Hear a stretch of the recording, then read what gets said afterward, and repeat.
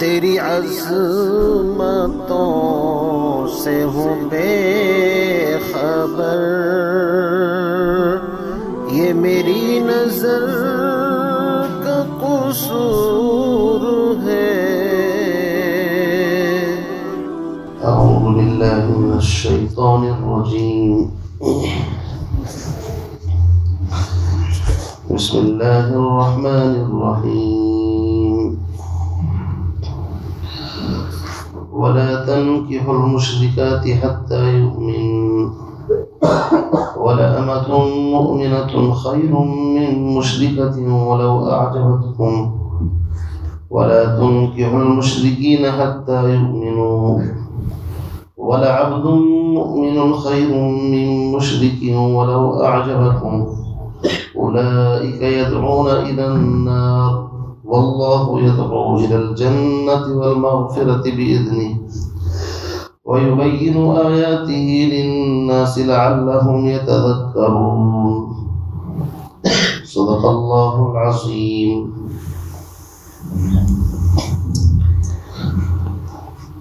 اس سے پہلے جہاد اور قتال فی سبیل اللہ کا تذکرہ چل رہا تھا، اسی کے درمیان میں پھر شراب کی اور جوئے کی حرمت کا ذکر آیا، اور اس کے ساتھ ساتھ ایک سوال پیدا ہوا کہ اللہ کے راستے میں کتنا خرچ کرے۔ اس کا جواب دیا گیا قل العفو، کہ جو تمہارے خرچے سے زائد بچے اس میں سے جو چاہے خرچ کر دو،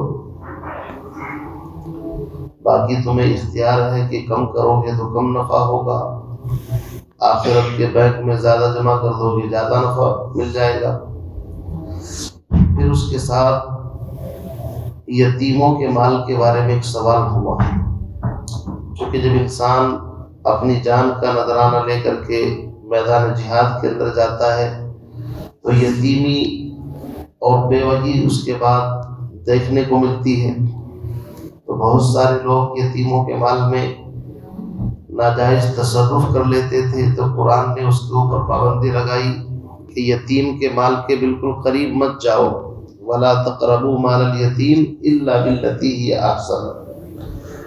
نیز سورہ نساء کے اندر فرمایا ان الذین یأکلون اموال الیتامی ظلما انما یأکلون فی بطونہم نارا، جو یتیم کا مال کھا رہے ہیں وہ مال نہیں جہنم کے انگارے اپنے پیٹ میں بھر رہے ہیں۔ تو حضرات صحابہ کرام جو بہت زیادہ محتاط تھے وہ الجھن میں پڑ گئے کہ یتیموں کا مال کس طریقے سے کریں، ان کے مالوں میں تجارت کی جائے یا ان کے مالوں میں سے کچھ تصرف میں لا سکتے ہیں یا نہیں۔ تو اللہ رب العزت نے جواب دیا کہ دیکھو یتیموں کی ہمدردی خیر خواہی کس چیز کے اندر ہے، اس پر نظر رکھو۔ اگر ان کی ہمدردی اپنے مالوں کے ساتھ ملا کر کے مال تجارت کے اندر لگانے میں ہے تو اپنے مالوں کے ساتھ ملا لو، کوئی حرج نہیں ہے۔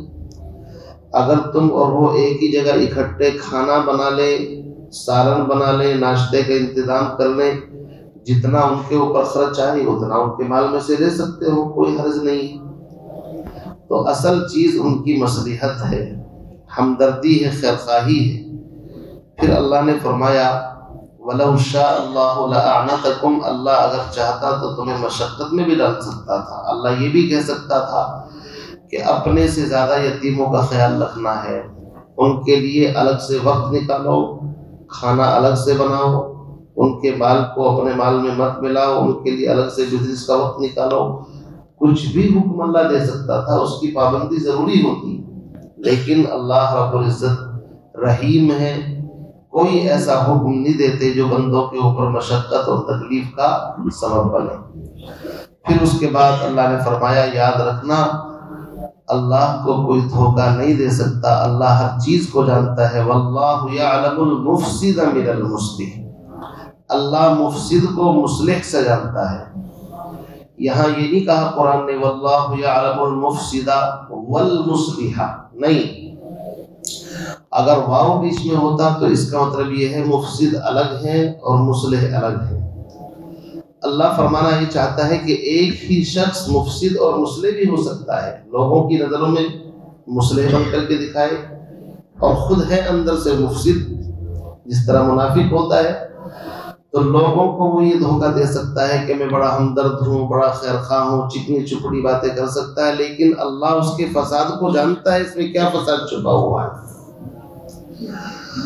بہرحال اس کے بعد فرمایا اگر کوئی گڑبڑ کی تو ان اللہ عزیز، اللہ زبردست پکڑ کرنے والے ہیں، فوراً پکڑ اس لیے نہیں کرتے، حکیم بھی ہیں، تھوڑی مہلت بھی دیتے ہیں، ڈھیل بھی دیتے ہیں۔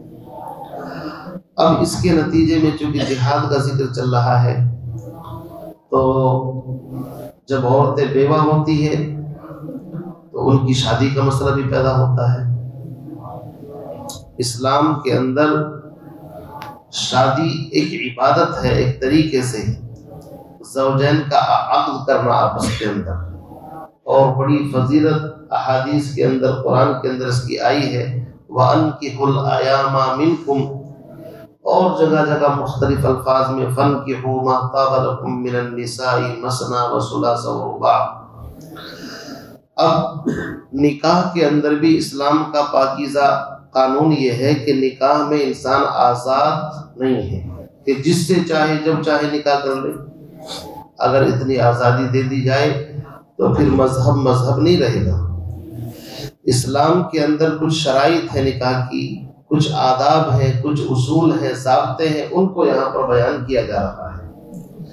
اور اس آیت میں بالکل کلیئر بات ہے کہ دیکھو، جن دو لوگوں کا دین الگ الگ ہو، ان دونوں کی اکٹھی شادی نہیں ہو سکتی۔ ایک مسلمان ہے، ایک مشرک ہے، دونوں کا نکاح جائز نہیں ہے۔ کیوں؟ اس لیے کہ اگر دونوں کا نکاح جائز کر دیا جائے تو اس سے مذہب کے اندر جو ایک فتنہ پیدا ہوگا، تمدن، معاشرت اور جو اخلاقی بگاڑ پیدا ہوں گے، اس کی کوئی لمٹ اور انتہا نہیں ہے۔ یعنی اتنی برائیاں ہیں کہ اس کو بیان کیا ہی نہیں جا سکتا۔ اس لیے شریعت نے کہا ہے کہ دیکھو، دونوں کا دین ایک ہونا چاہیے۔ ایمان والا مرد، ایمان والی عورت، چاہے وہ ایمان والی عورت آزاد بھی نہ ہو، غلام ہو تو بھی چلے گی، لیکن ہے تو ایمان والی۔ حسین جمیل نہ بھی ہو، مال دولت والی نہ ہو، غریب ہے، کالی کلوٹی ہے، تو بھی اس مشرک سے بہتر ہے جو مشرکہ مالدار ہو، حسین جمیل ہو، اس کے مقابلے میں وہ باندی وہ زیادہ افضل ہے۔ اب آپ اندازہ لگائیے کہ اسلام نے جب 2-3 دن کا الگ الگ ہو، ان کی شادی کی اجازت نہیں دی، تو آج جو لوگ مذہب اسلام کو بدنام کر رہے ہیں کہ مذہب اسلام میں لو جہاد ہے، کیا کہتے ہیں؟ سننے نہیں آپ اس لفظ کو بہت زیادہ؟ تو بھائی، لو جہاد تو تب ہوتا کہ اگر اس سے شادی جائز ہوتی، اسلام تو منع کر رہا ہے، تو پھر اس کا کہاں تصور پیدا ہوا؟ یہ تو مذہب کو بدنام کرنے والی ایک چیز ہے، فالتو کی اپنی طرف سے۔ کیوں جی؟ اگر شریعت یہ کہتی کہ نہیں تم کر لو ان سے، پھر تو ہم مانتے کہ بھائی ہاں لو جہاد ہے، بھائی کہیں قرآن تو کلیئر منع کر رہا ہے، اجازت ہی نہیں ہے۔ تو اس کا مطلب یہ ہے کہ تم خام خواہ ایک الزام، ایک بہتان جوڑ رہے ہو۔ فرمایا وَلَا تَنْكِحُوا الْمُشْرِكَاتِ، اور مشرک عورتوں سے نکاح مت کرو، اجازت نہیں ہے۔ ہاں البتہ حتیٰ یؤمن، اگر وہ خود اپنی مرضی سے مسلمان ہو گئی تو اب پہلا شرک ان کو نقصان نہیں پہنچائے گا۔ اب یہ مت سوچو کہ پہلے تو یار مشرک تھی۔ اللہ فرماتے ہیں دین ایک ہو گیا تو اب کوئی پرابلم نہیں رہی۔ آج کے اس معاشرے میں یہی تکلیف ہے، کچھ لوگ بیچارے اپنی مرضی سے اگر اسلام قبول کر لیتے ہیں تو ان کے ساتھ کوئی رشتہ کرنے کو تیار نہیں ہوتا، کیونکہ ایسا ہو رہا نہیں ہو رہا۔ اس لیے ہم نے اس کو دیوار بنا دیا، اور لوگ اسی لیے اتنے پاکیزہ مذہب سے دور ہو رہے ہیں کہ کون اپنے آپ کو ہلاکت میں ڈالے۔ بچوں کے ساتھ شادی کرنے کا لوگ کوئی تیار ہے نہیں۔ ان جہالتوں کو اپنے اندر سے نکالو، یہ بھی بت ہے۔ فرمایا ولا تنکحوا المشرکات، اور مشرک عورتوں سے نکاح مت کرو. کب تک؟ حتی یؤمن، جب تک کہ وہ ایمان نہ لے آئیں. اگر مومن ہو جائیں پھر گنجائش ہے. یاد رکھو وَلَأَمَةٌ مُؤْمِنَةٌ، ایمان والی باندی لونڈی، جو اس زمانے میں غلام باندی چلتے تھے، ایمان والی ایک لونڈی ہو، باندی ہو، خیر من مشرکۃ، یہ بہتر ہے مشرکہ عورت کے مقابلے میں. وَلَوْ أَعْجَبَتْكُمْ، چاہے تمہیں وہ مشرکہ کتنی ہی زیادہ پسند ہو، مال بھی ہو، جمال بھی ہو، ساری چیزیں ہوں اس کے پاس، لیکن اس کے مقابلے میں ایک ایمان والی باندی ہو، چاہے وہ لونڈی ہو لیکن ایمان والی ہو، تو وہ تمہارے لیے بہتر ہے. اس آیت کا شان نزول بعض مفسرین نے لکھا ہے. ایک صحابی تھے حضرت مرثد غنوی یا ابو مرثد، یہ ہجرت کر کے مدینہ منورہ تشریف لے آئے. تو اللہ کے نبی نے ان کو مکہ بھیجا کہ مکے میں جو پوشیدہ طور پر مسلمان رہتے ہیں، تم جا کر کے چپ چاپ کسی سے بتلانا نہیں، ان کے نکلنے کی وہاں سے ترتیب بناؤ تاکہ وہ مدینہ آ جائیں، ان پر ظلم ہوتا ہے. چنانچہ بالکل چپ چاپ طریقے سے مکہ پہنچے. تو اسلام لانے سے پہلے ایک عورت جس کا نام عناق یا ناق مفسرین نے لکھا ہے، اس سے ان کے تعلقات دوستی تھی مطلب. تو اس عورت نے ان کو پرپوز یعنی کہ شادی کا پیغام دیا کہ میں تم سے نکاح کرنا چاہتی ہوں. جب یہ آئے مکے میں واپس لوٹ کر کے، یہ صحابی کہنے لگے میں مسلمان ہو چکا ہوں، تمہارا دین الگ ہے، میرا دین الگ ہے، اور ہم بغیر اپنے نبی کو بتائے ہوئے کوئی کام نہیں کرتے. پہلے پیغمبر سے اجازت لی جائے گی. اس سے پہلے یہ تھا کہ غیر مسلم یا مسلمان سے آپس میں شادی بیاہ ایک دوسرے کے ہو جاتے تھے، اس سے پہلے کی بات. اب یہ نیا مسئلہ پیدا ہو گیا صحابی کے سامنے کہ میرا دین اور ہے، اس کا دین اور ہے، مشرکہ ہے. چنانچہ وہ واپس آ گئے اور آ کر کے نبی علیہ الصلوۃ والسلام کی خدمت میں پورا واقعہ سنایا. اللہ کے نبی ایسے ایسے مجھے ایک عورت نے، اور میری اس سے پہلے سے شناسائی تھی، اور وہ حسین جمیل سب کچھ ہے، اور اس کی طرف سے نکاح کا پیغام آیا ہے. تو قرآن پاک کی اس موقع پر یہ آیات نازل ہوئی کہ جن کا دین الگ ہو مشرکہ، اس سے نکاح جائز نہیں. یہاں جو ولا تنکحوا المشرکات کے اندر الف لام ہے، یہ خاص مشرک عورتوں کی طرف، جو عرب جزیرۃ العرب کی مشرک عورتیں، ان کے بارے میں ہے. کیوں؟ اس لیے کہ سورہ مائدہ میں آگے چل کر کے آئے گا کہ اہل کتاب کی عورتوں سے، اہل کتاب یہود اور نصارہ، ان کی عورتوں سے نکاح کو قرآن نے جائز کہا ہے. سورہ مائدہ میں آئے گا آگے چل کر کے. تو حالانکہ وہ بھی اگر دیکھا جائے تو مشرکہ ایک طریقے سے، چونکہ جو اوریجنل کوالٹی تھی دین کی وہ تو ان کے پاس رہی نہیں. اس سلسلے میں اتنی بات یاد رکھیے کہ اہل کتاب کی انہی عورتوں سے نکاح جائز ہے جو صحیح اہل کتاب ہوں، یعنی آسمانی مذہب کو ماننے والے ہوں، اپنے نبیوں کو خدا کا بیٹا نہ مانتے ہوں. یہ بھی یاد رکھیں، یعنی خالص آسمانی مذہب، فرشتوں کو، نبیوں کو، کتابوں کو، جو ایک آسمانی نظام ہے اس کو مانتے ہیں. اب ان کے اندر کمی یہ ہے کہ وہ آخری پیغمبر محمد عربی کو نبی نہیں مانتے، اس وجہ سے گڑبڑ ہے. ایک آدمی کہنے لگا کہ بھائی تم مسلمان عجیب ہو، اہل کتاب کی عورتوں سے، وہ اہل کتاب کا آدمی تھا، کہ تم ہماری عورتوں سے شادی کر لیتے ہو لیکن اپنی عورتیں ہمیں نہیں دیتے. تو وہ عام آدمی تھا. اس نے کہا بات دراصل یہ ہے کہ ہم موسیٰ علیہ السلام کو بھی مانتے ہیں، عیسیٰ علیہ السلام کو بھی مانتے ہیں، محمد کو بھی مانتے ہیں، اس لیے تمہاری عورتیں ہمارے نکاح میں آ جاتی ہیں. تم بھی ہمارے نبی محمد کو نبی مان لو، ہم بھی دے دیں گے تم کو. اس نے بالکل سیدھا جواب دیا، اور بات بڑی گہری ہے یہ، سمجھے نہیں؟ کیوں نہیں دیتے؟ اس لیے کہ تم ہمارے نبی کو نبی نہیں مانتے. تو قرآن نے ان اہل کتاب کی جو صحیح مذہب کے اوپر ہوں ان کی عورتوں سے نکاح کو صرف جائز کہا ہے. یاد رکھیے جائز کا مطلب یہ ہے فرض نہیں ہے, واجب نہیں ہے, مستحب بھی نہیں ہے کہ ان عورتوں سے شادی کرو, بچوں جہاں تک بچا جا سکے. لیکن اگر کوئی ایسی شکل پیش آ جائے تو گنجائش تھی. حضرت عمر رضی اللہ تعالیٰ عنہ نے تو بالکل اپنے زمانے میں اس کو موقوف ہی کر دیا تھا, بند کر دیا تھا, بند کرو سبھی. کیوں؟ حضرت عمر کی نگاہیں جس فتنے کو بھانپتی تھی جلدی سے آدمی نہیں بھانپ پاتا تھا. ایک صحابی حضرت حذیفہ ابن یمان, حضرت عبداللہ, حضرت عبید اللہ ان کا نام ہے, یعنی ایک صحابی اور ہیں, انہوں نے شادی کر لی اہل کتاب کی عورتوں سے. حضرت عمر نے کہا چلو ان کو ان کے گھر پر چھوڑ کر کے آؤ کہ کیا ان کو طلاق دے دیں. کہا کہ میں نکاح ہی صحیح نہیں مانتا, طلاق کی بات تو جب آئے گی. کیوں؟ وجہ اس کی یہ ہے کہ یہ ایک ایسا زہر ہے جو پانی کی شکل میں تمہارے پاس آ رہا ہے, تم اس کا اندازہ ابھی نہیں لگا پا رہے.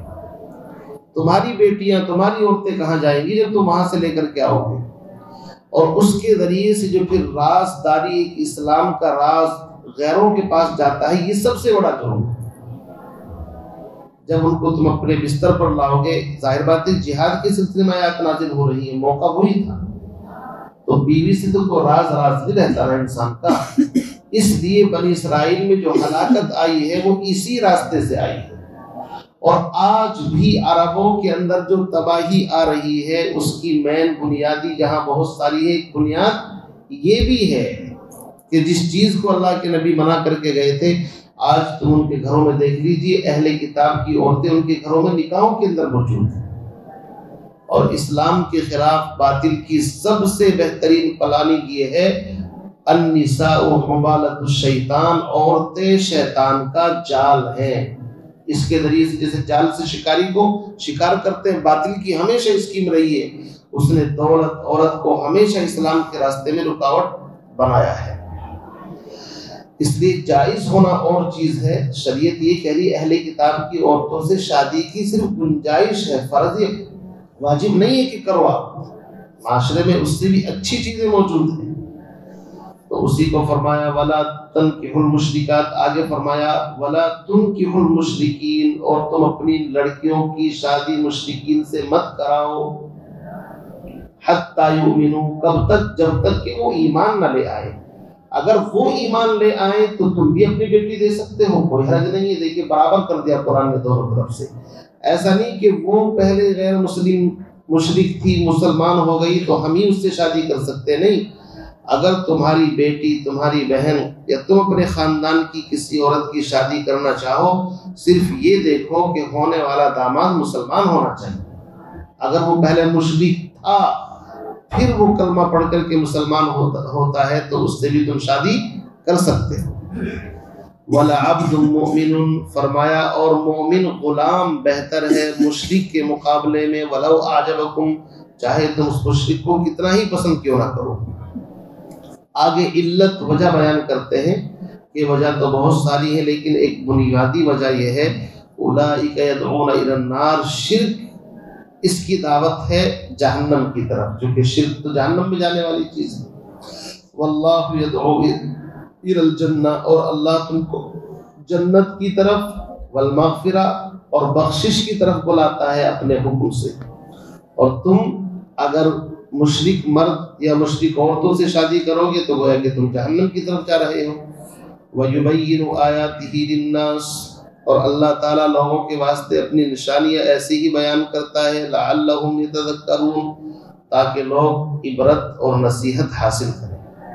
تو خلاصہ پوری گفتگو کا یہ نکلا, ایمان والا مرد ایمان والی عورت سے شادی کرے, مشرک سے شادی نہیں کر سکتا. ہاں اگر وہ ایمان لے آئے تو کر سکتا ہے, ورنہ اس کے مقابلے میں باندی اگر چاہے کالی کلوٹی بھی ہو. حضرت عبداللہ ابن رواحہ ایک صحابی ہیں, انہوں نے اپنی باندی کو تماشا لگا دیا کسی بات کے اوپر, اور پھر اللہ کے نبی کی خدمت میں حاضر ہوئے. اللہ کے نبی نے پوچھا کیسی ہے وہ؟ کا نماز پڑھتی ہے, کلمہ بھی پڑھتی ہے, روزے بھی رکھتی ہے, یہ بھی کرتی ہے. اور اللہ کے نبی میں آپ کو گواہ بناتا ہوں میں اس کو آزاد کروں کہ اس سے نکاح کروں. تو لوگوں نے تانے دیے, باندی سے شادی کر دی. قرآن پاک کی آیت نازل ہوئی کہ مومنہ باندی بہتر ہے مشرکہ کے مقابلے میں۔ حضرت حذیفہ ان کی باندی تھی بڑی خوبصورت، اور انہوں نے بھی اس کو آزاد کر کے اس سے شادی کر لی۔ تو اسلام کہتا ہے کہ دین ایک ہونا چاہیے، الگ الگ دین اگر ہوں گے تو شادی نہیں، بلکہ اگر دونوں کا دین ایک ہو اور ایک ان میں سے کوئی مرتد ہو جائے تو نکاح سب سے پہلے فوراً ایک دم ٹوٹ جاتا ہے۔ اس کا مسئلہ تو پہلے گزر چکا ہے نا مرتد کا۔ تو بہرحال اس آیت سے سبق یہ ملتا ہے کہ ہمیں نکاح کے معاملے میں ایمان دینداری بڑے فضائل ہیں۔ وقت نہیں ہوتا اس وقت، بہت کم وقت رہتا ہے، ورنہ میں آپ کو سنا تھا اللہ کے نبی نے فرمایا تنکح المرأۃ لأربع، 4 وجہ سے لوگ شادی کرتے ہیں، لمالہا ولجمالہا ولحسبہا ولنسبہا فاظفر بذات الدین۔ فرمایا مال، جمال، حسن و جمال ساری چیزیں پیچھے چھوڑ دو، دینداری کو مقدم رکھو۔ دینداری اگر ہے تو کامیابی ملے گی نکاح کے اندر۔ بہرحال حضرت عمر نے اپنے بیٹے کے لیے دینداری کو چنا تھا، انہی کی نسل سے عمر بن عبدالعزیز پیدا ہوئے چل کر کے۔ آج ہم بھی اپنے رشتوں کی بنیاد اپنے بچوں کی کریں تو دینداری کو رکھیں، اس لیے کہ جو لبرل عورتیں، مذہب سے آزاد عورتیں گھروں کے اندر آ رہی ہیں نا، انہوں نے جہنم بنا کر کے رکھ دیا ہے گھروں کو۔ ایسے ایسے مسائل روزانہ سننے میں آتے ہیں، اللہ کی پناہ۔ سبحان اللہ وبحمدہ، اللہم وبحمدک، ونشہد ان لا الہ الا انت۔